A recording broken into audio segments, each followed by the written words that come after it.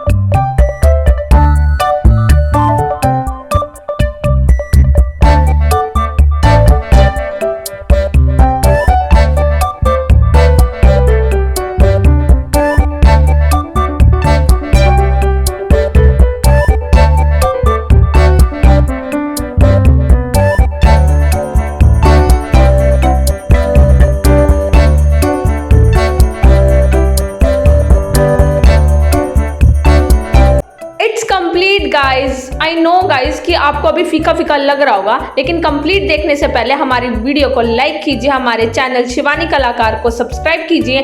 So guys वो घड़ी आ गई है जब आप पूरा देखोगे, तो अब आप देख के बताइए हमारे कमेंट सेक्शन में कि आपको हमारी बटरफ्लाईज कैसी लग रही है। Thank you so much guys for watching this video.